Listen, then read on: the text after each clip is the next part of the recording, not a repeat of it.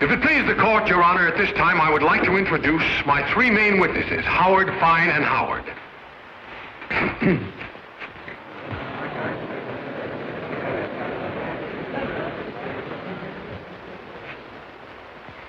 They were here a minute ago. Hey, what's the idea of spoiling the game? I was for onesies. Well, here's twosies. Oh, he was for onesies? Did you get him to... Here's fivesies. Gentlemen, gentlemen.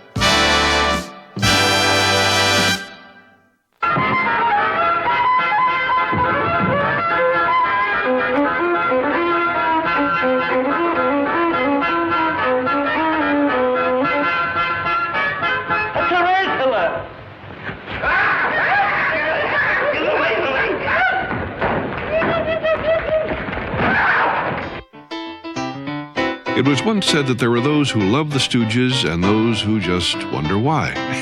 Even today, there's no compromise. You either love them or you hate them. He grabs Kirk by the neck like that, see? And drags him over to the letterpress, see? Then he smacks him on the head like that. Then he pokes his coconut into the letterpress, see? Like that. Then he says, I'll squeeze the cider out of your Adam's apple. Then he gives him the works like this. And he keeps turning and twisting. That, ladies and gentlemen,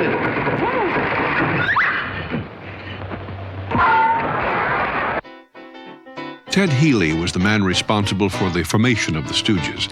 As the straight man, he dished out all the abuse while his various Stooges responded to his orders. Hello, Ben. See you, Ben. Oh, hello, how are you? Still hard of hearing, eh? Yes. See, I'm glad to see you, Ben. Yes. How do you like the beer? Oh, well, I've been cockeyed since I've been drinking it. I get it. Yeah. Say, Ben, it's just you and I, so I'll buy a drink. Just nobody at the bar, so you... Nobody, it's you and I. How are you, boys? Okay, I'll take scotch and soda. You will, eh? I love that nonsense. Oh, listen, I beg your pardon. Because... Please, I beg you. Is your name Ted Heel? No, Ted Healy the name is, not Heel. Oh, listen, did you originate stogies? What? Are you the first one that ever had stogies? Say, pardon me, I want you to be a nice boy. When you're a nice boy, your fairy godmother always watches over you. Your what? Your fairy godmother always watches over you. I got an uncle I'm not sure of. None of that now. Go ahead. Let me hear more about that. But Now, go I ahead. want to know. You know, I know. But I know how you make people laugh. You do, huh? Yes, I certainly. How? Uh-huh. No, you're wrong, lady. He's wrong, isn't he? Yeah, this is the way. Take your time. He's kid. wrong. This is the Relax way. yourself. Do that again. Do that again. It took. He's wrong. Now, this is the way, isn't it? Okay. Pardon me just a moment, Who please. started this thing here? Wait a minute. Come on, kid. Okay. Healy had come up through the ranks of vaudeville, and he was a huge star on the stage. He had known the Howard brothers, Moe and Shemp, since they were kids. In the first lineup, he used Shemp, pictured in the cowboy hat. That's Ted in the band leader's outfit. Lou Warren wearing the wide-brimmed hat, and Dick Hakins in the genie getup. Healy assembled his next bunch of Stooges with the old faithful Shemp, his brother Moe Howard, and a funny-looking guy with the hair of a wild porcupine named Larry Fine. They were a hit in vaudeville shows such as A Night in Venice, and in 1930 made their first screen appearance in the Fox production Soup to Nuts, with fourth Stooge, Freddie Sanborn. They worked on and off with Ted, calling the act Three Lost Souls, the Racketeers, and the Southern Gentlemen, as well as the Three Stooges. Curiously, as the act built momentum, Shemp left to pursue a solo career. When I was very, very young, maybe about 9 years of age, I was living in Brooklyn, and so were the three boys. Of course, I didn't know it. One day I was walking down the street, and sure enough, there I saw Moe coming toward me, and his brother Shemp Howard, was working on a series called Joe Palooka. It was actually two-reelers, shorts. And he was supposed to be, I guess, a trainer. And I had a marvelous time with the three fellas just hanging around the studio. Shemp worked solo with RKO, doing a stooge act of his own. Here's a clip from the rare Knife of the Party. Wait a minute, fellas. That's my new saw. What do you want? What is this? What do I want? Yeah. How do you like that? Say, why don't you leave him alone? Oh, stop. Don't tell me what it... You see that? Yeah. I'm a little too quick here, ain't I? Now, wait a minute, fellas. That's no way to open coconuts. Give me that. Why don't you use your heads? Come on, get together here. Right into it, boys. For Old Glory. Now, wait a minute. I got the piece I want. With Shemp out of the picture, his younger brother Jerome connived his way into the group against Ted's wishes. He shaved his head and became Curly, and the boys signed with MGM, where they starred in a series of musical shorts and features.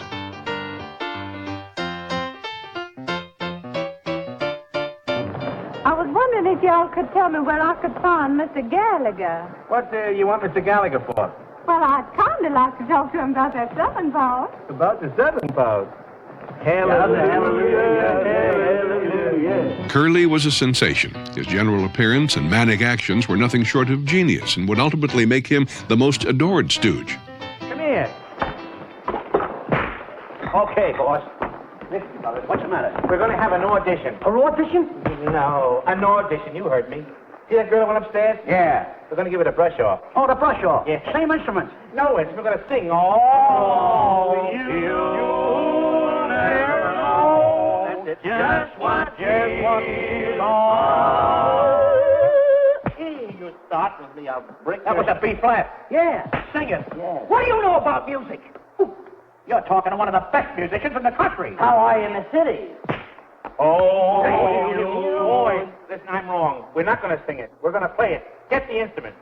You heard me, didn't you? Well, we could sing it. You know how to board, don't you? Sang, Get organized now. Come on, get okay. the jazz. Get organized. Okay. You ready? Right. Stop. Everything's all right, isn't it? Yeah. We're going to count off. 1, 2, Button your shoe. 3, 4, Close the door. 5, 6. Brush your off. Oh. In 1934, with Healy being groomed for stardom by MGM, Moe, Larry, and Curly, now known as the Three Stooges, began the longest-running contract in show business with Columbia Pictures. They shook hands with studio boss Harry Cohn once a year and became Columbia's hottest property. I object, Your Honor. These proceedings, this courtroom. What's the idea?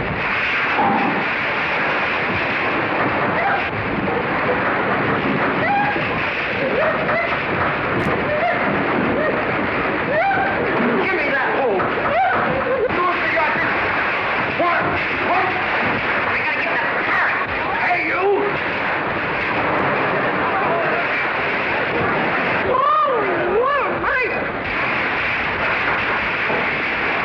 Shut that off. Wait a minute, I'll have to try and knock it. Give me that. All right. I got it. Got it? Get this! Who killed Kirk Robin? I killed Kirk Robin, and not with my little bow and arrow. Don't try to find me as I'm shuffling off the buffalo. Signed, Buckwing. Hooray! Hooray! We can... Hooray! Wait a minute. Just a second now. Now, Ready? Hold it. The boys made nearly 200 shorts and guest appearances and features, and as long as Harry Cohn ran Columbia, the boys had a job. When they weren't making pictures, they were on the road doing live shows. They worked relentlessly, all the time. Live, they would fracture audiences, be it at the top of the bill, ball game, or a nightclub.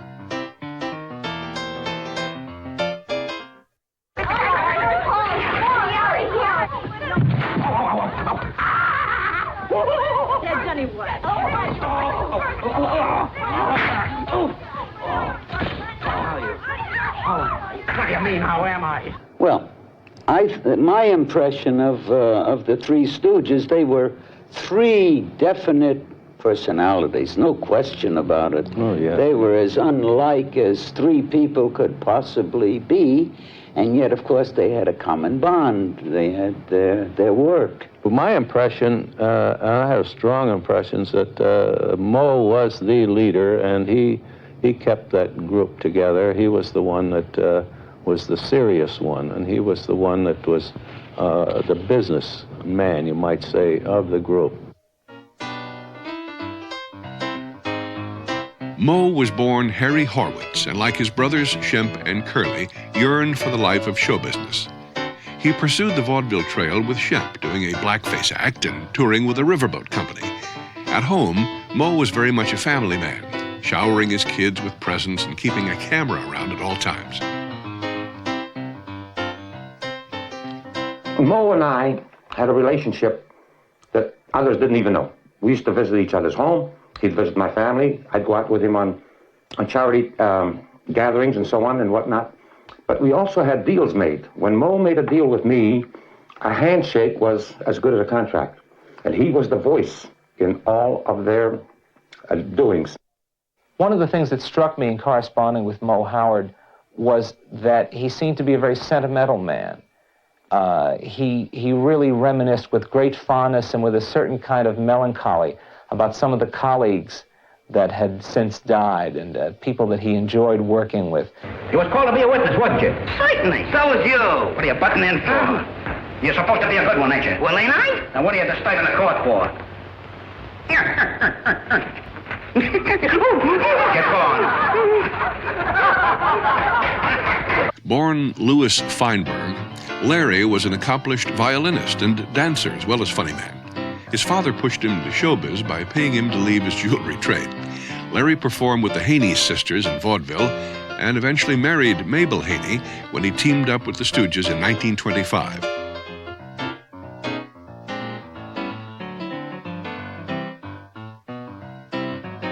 Always happy-go-lucky, he cared little for business and spent his paychecks on luxuries and horse races.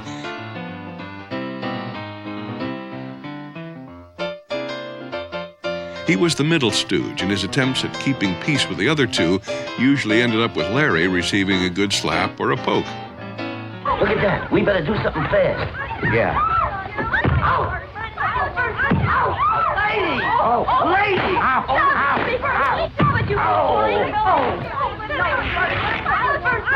Larry, happy-go-lucky guy that was very eager for the scene to finish so he could go off to the races. It was as if he was there because he had to be. And the minute it finished, all that he had on his mind was go to the races, to the fights, or the ball game. He always had guys around him that were talking about sports. I mean, hardly the script, ever. Mo was very serious. Shemp would listen. But, Larry, what do I got to do? Let's finish it and go. Larry, often his ideas were irrelevant, but once in a while he'd come up with something that was so wild that it might turn out to be a gem. He was, I believe, he was a bit flaky. Wait a minute. Hold still. I'll get it. Ow! Ow, my nose!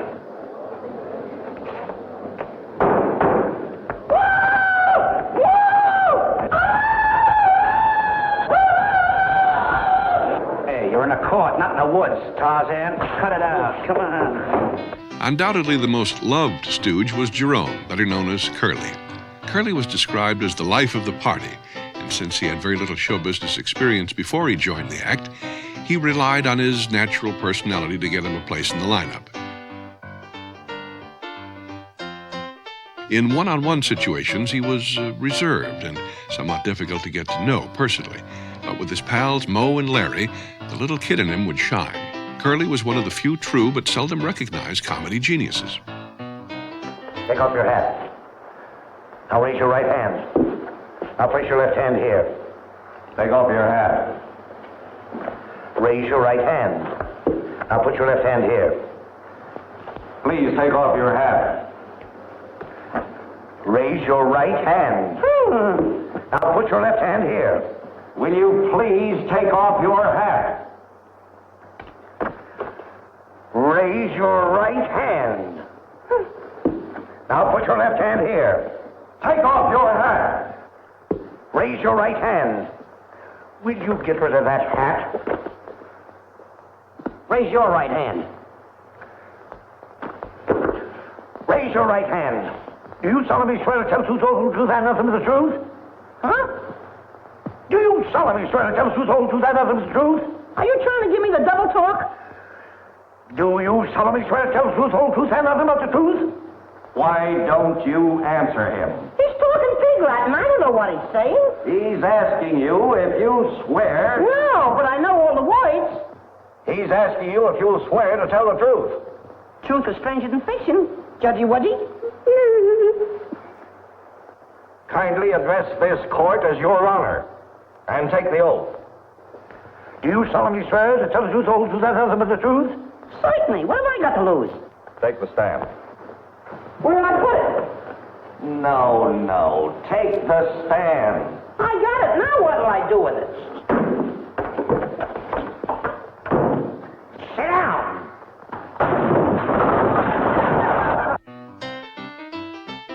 Curly's ex-wife Elaine remembers the boyish Curly and his love for animals.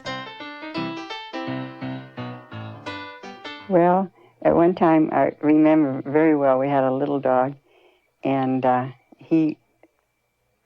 came home, and I wasn't that crazy about dogs, and this dog went out with me for a walk, and he saw Curly coming down the street, and he ran right in front of a car and got killed in front of us both.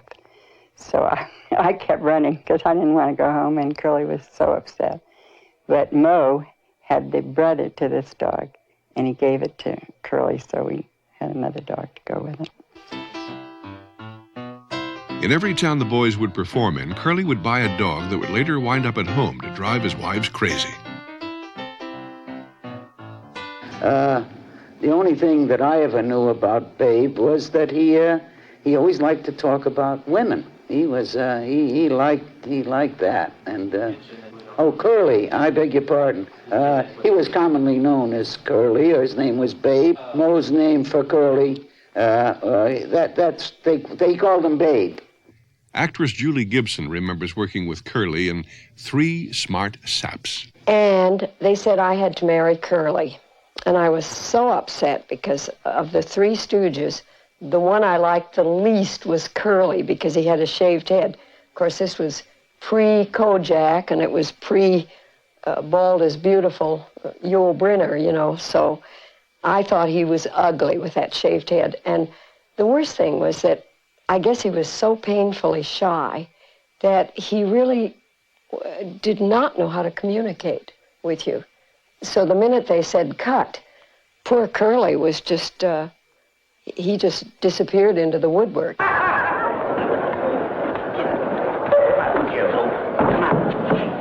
You're in a court, not in Clancy's pool room. Sit down. I'm a victim of circumstance. Who are you hitting?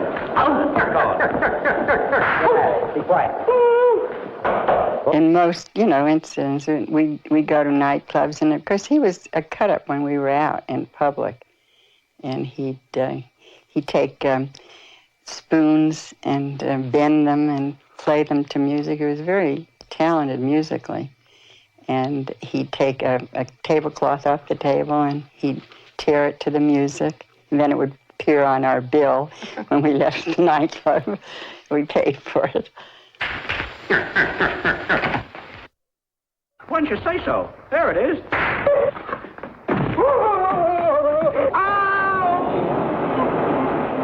Hey, Larry! We might as well press his pants. I think what made them funny was a certain amount of experience.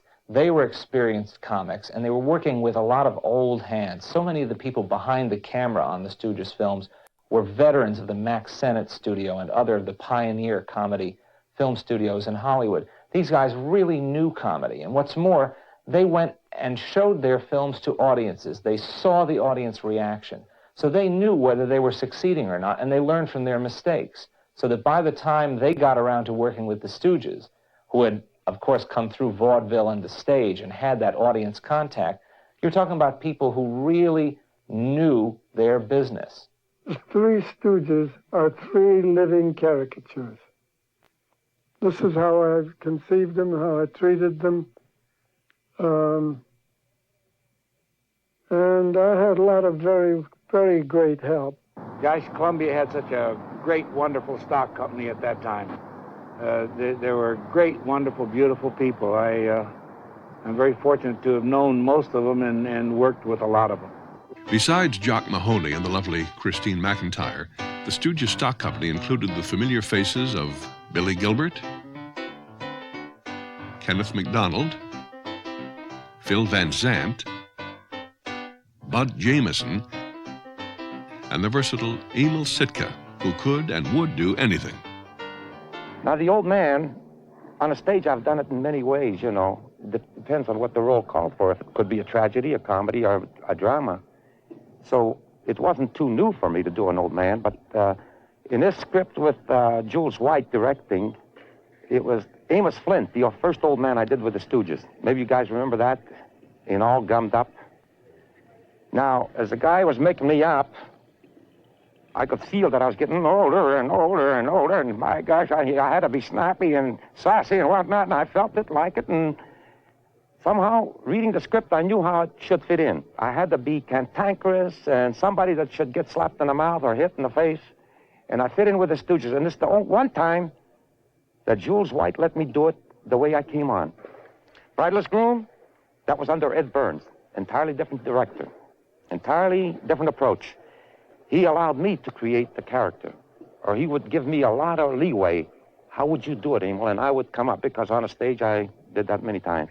So when these Stooges start wrecking my house, and all I'm supposed to do is perform a wedding ceremony with dignity and get my cash and let them get out of there, that one line, I guess I put all the feeling I had. Hold hands, you birds. Or hold hands, you lovebirds. Hold hands, you lovebirds.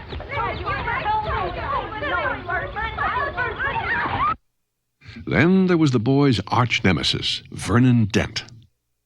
Yeah, Vernon was a close friend and a very obliging man, and he did his best. He was an excellent actor, and he would not insist on sitting in conferences and polishing scripts for his own talents. He let you do that.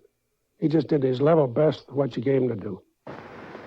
Hey, fellas, a customer. Hey, have you seen... Yes, Don't worry. You've really come to the right place. You bet. This is the store where your dollars have more sense. Say, we've got the very sport coat you're looking for. I don't want a coat, but listen, mister, we're going to give you a bargain. Where did you ever get this mess? I bought it here. Oh, what a beautiful masterpiece. Here. Isn't it a beauty? Genuine import. Smell the ocean. And it's 200% wool. 200%? Yeah, these sheep led a double life. Yes, sir. And I'll just run right in there. I don't... Right. Will you... There you are. I don't want a coat. I don't want a coat. I don't want a coat! Oh, he don't want a coat. What he wants is a pair of our slick slacks. Why don't you tell me the man wants slacks? Get him slacks. Go ahead. I don't want any... All right, look. Now, look, Bud. In this store, the customer's always right.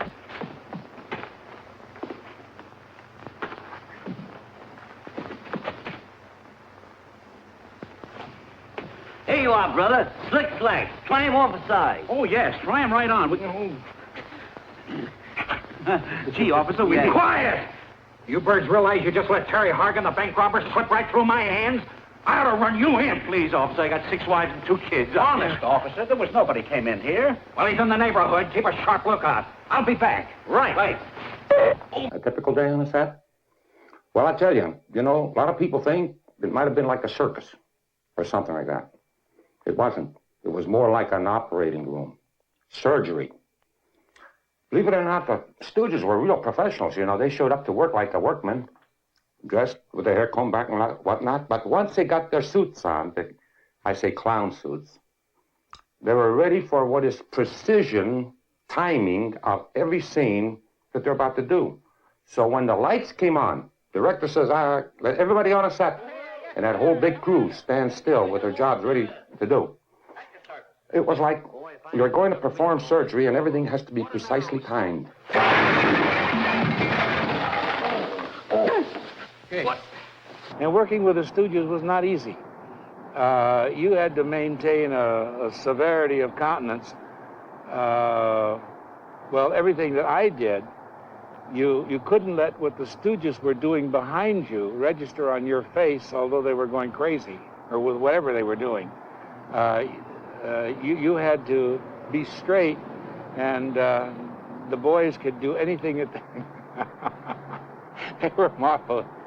Yeah, one of the things that I remember about these fellas was they were all very friendly, but once in a while when they had a scene where Mo would give them hell and start smacking them, and then they'd start smacking each other, and they would do the scene to perfection and would never hesitate. But the minute the camera stopped, then they would start swearing at each other and hating each other.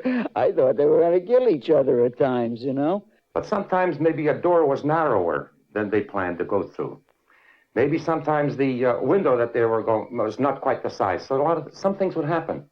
And then what would take place is an argument between the Stooges.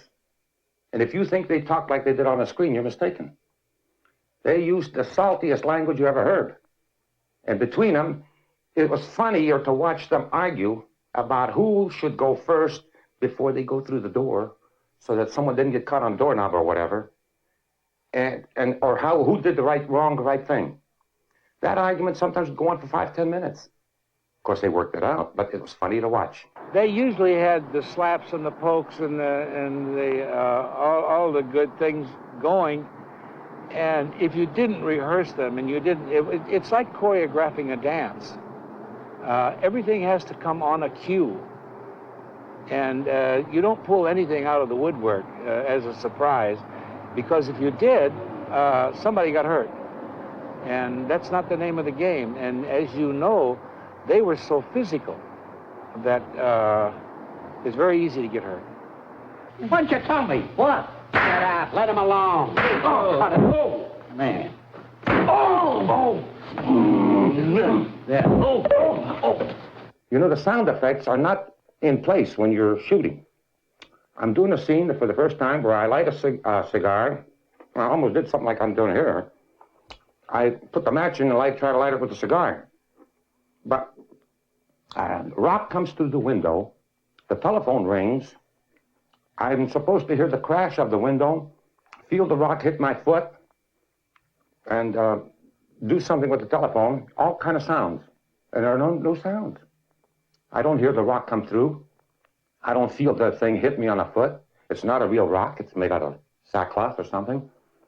And so I have several different sounds to contend with. Pretend that the phone rings and answer as if I heard it ring and it's not ringing. A window doesn't crash and so on. So it took a lot of timing to do. We had a young man named Joe Henry, Henrie, who was pretty close to being a genius in sound effects. And he loved the Stooges and expended enormous time and effort in getting the sound effects that I believe had a great deal to do with the success of the Stooge films. He would experiment endlessly with such things as musical saws, bass drums. He would roll drums, oil drums across the cement floor to give a certain kind of rumble, and pluck violin strings and make these odd sound effects. And then in editing them in, he displayed great patience and great skill. Joe Henry, the Three Stooges owe a very great deal to an unsung hero, sound effects editor, and later head of the sound effects department at Columbia, Joe Henry.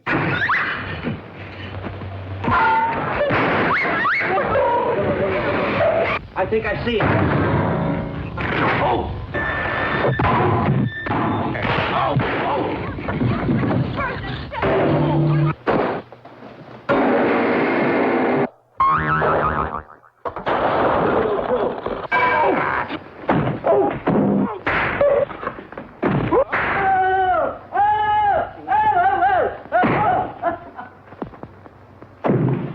Real pies were not used. They had several disadvantages.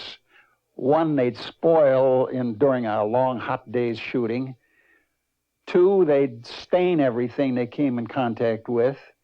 And 3, they wouldn't stand up to being thrown. Ray Hunt, who was a marvelous comedy prop man, he was the prop man on all of the Columbia two-reelers for as far back as I can remember. He used to concoct them out of a mixture of shaving cream and other things. Now, the shaving cream, for one thing, washed clean, didn't stain.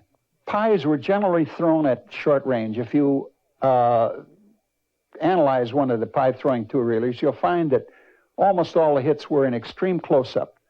They're funnier, the closer the funnier, and the closer the more accurate the thrower was. Ray Hunt threw most of them. As I called him, our demon prop man. When Edward Burns or Elwood Ullman or any of the other great Stooges writers would work on a script, a lot of inspiration came from just having the boys around. I like to have the boys in on it. They seldom contributed much to structure. The structure was up to us. That would be Elwood Ullman and to me if I was writing it. But I loved to have them reminiscing and telling about things that had happened to them. Mo was very helpful. Mo was an intelligent man compared to Curly and Larry, who were not quite as intelligent. Mo had good comedy sense. I must say this for them. They were very helpful men. They tried anything that was possible to make a picture better. What's the idea? I'm sorry, you stepped into me.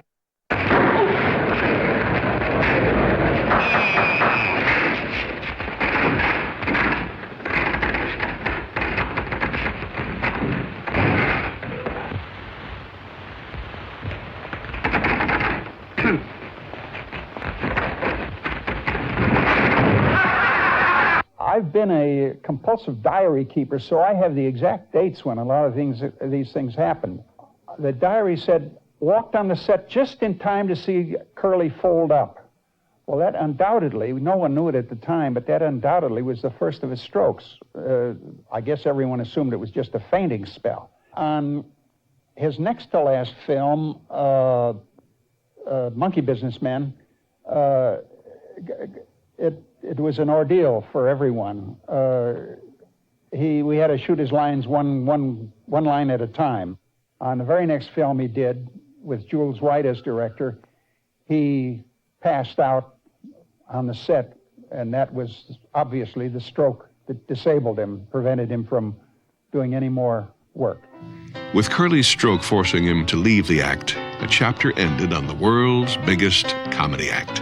Curly's untimely demise faced the boys with a tremendous decision: who to replace him.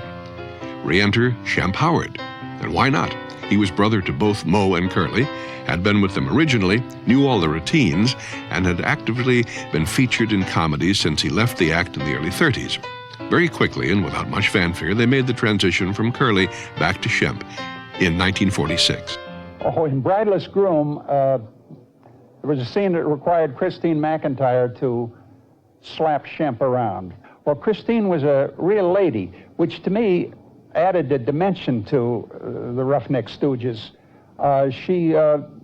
She had a degree in music from a music college in Chicago, and it was not in her nature to slap anyone around. But when it came to do the scene, she held back, and Shemp, after several poor takes, begged her to cut loose and really do it right. And she did. Come in, Cousin Basil. Oh, I'm so happy to see you. I've just been dying to meet you. You're even cuter than that lady said you were. Oh, boy, success. Yeah, listen to those kisses.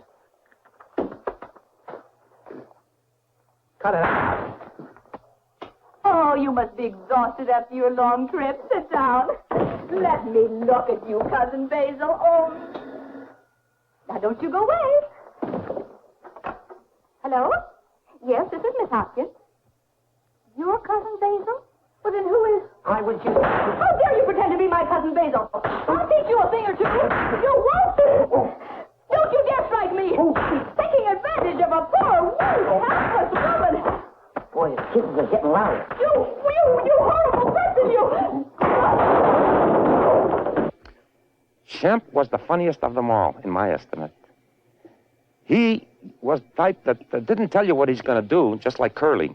But when the cameras turned on, he put in a lot of funny stuff, especially his own, that weren't in the script.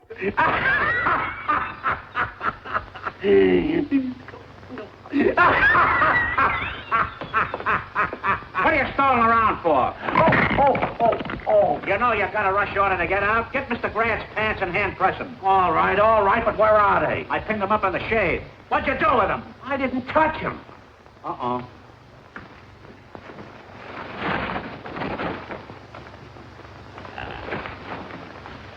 Here, hurry up and press those.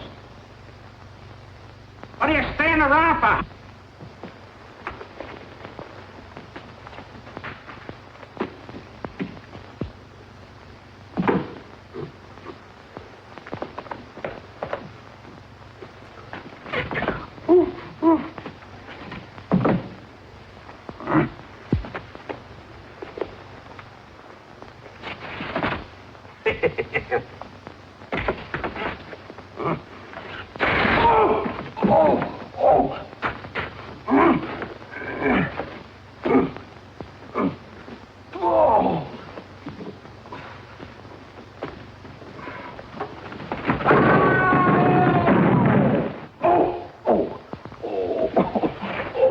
Couple of secretaries, but no job. In the early 50s, the Stooges began making television appearances while continuing their stage act. Here's a rare clip of the Stooges clowning around with Ed Wynn. And here come the CBS executive. Look at... Mush!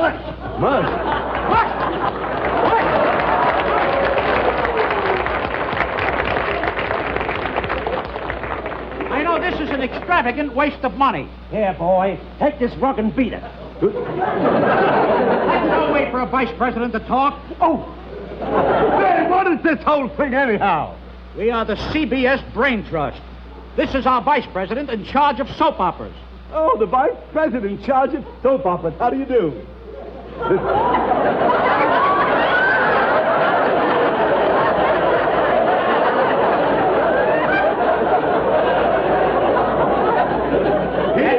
This is our vice president in charge of cutting costs. Why, certainly I'll cut the cost right away. There it is, right there. Give me that. All right. Unbutton your coat, stupid. All right.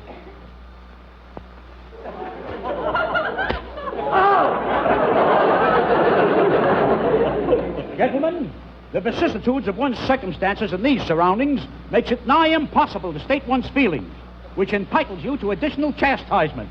Prepare for the double zinger. No, not the double zinger, no. Executive. Put your fingers out like that. Now hold your arms out that way. On your mark, get set, go!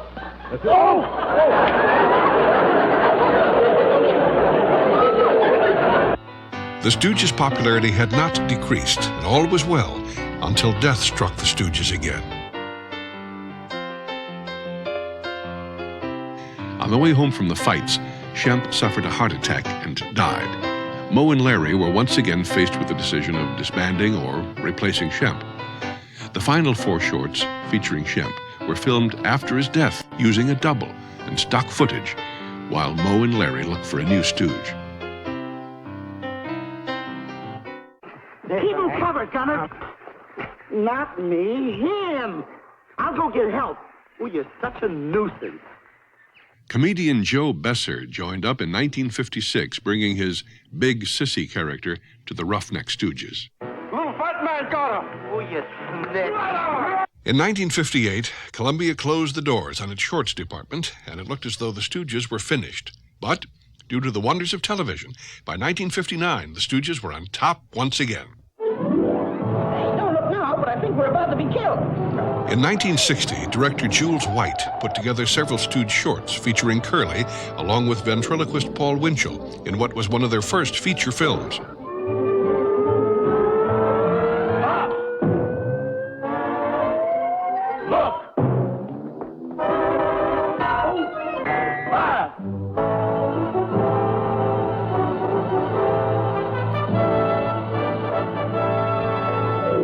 What does it say? 264. 264. Oh, happy, happy me. I'm filled with rapture after all. Oh, happy, happy me. I'm going to the ball.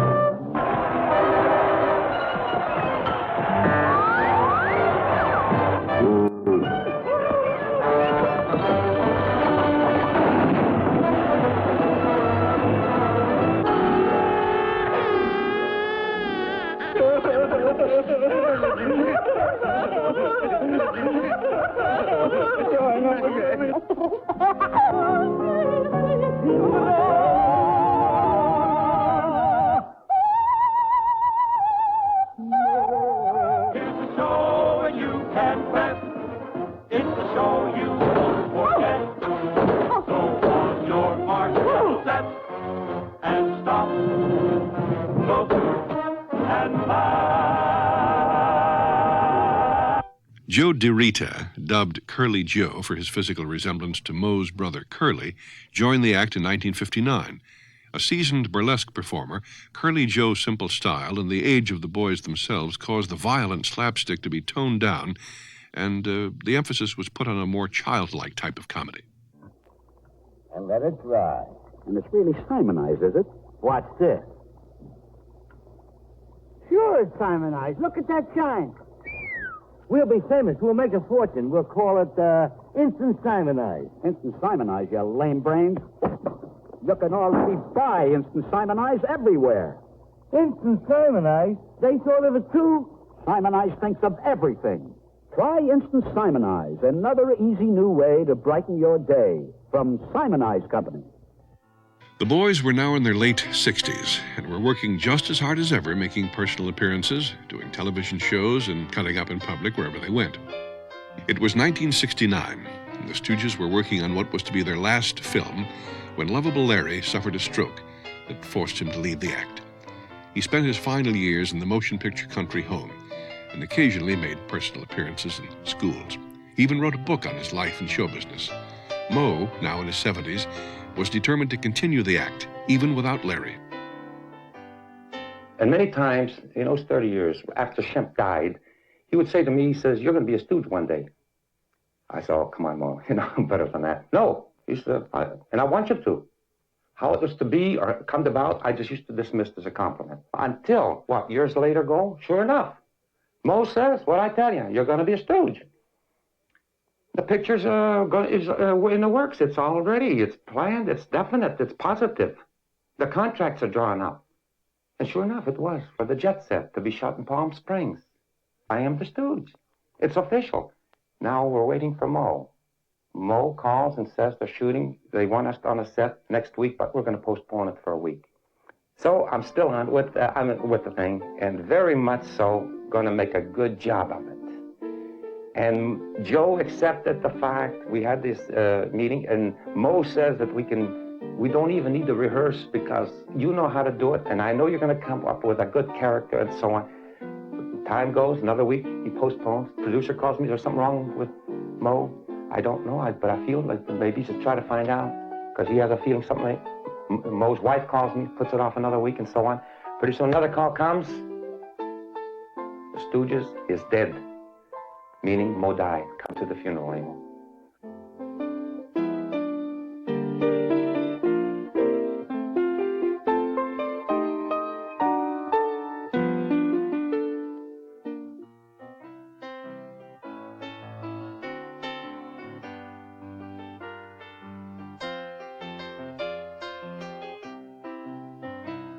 Who would ever imagine that the underdogs of comedy, the Three Stooges, would be called the funniest guys in the world? Although they never achieved widespread critical acclaim, they did succeed in accomplishing what they had always intended to do. They made people laugh. Frightening.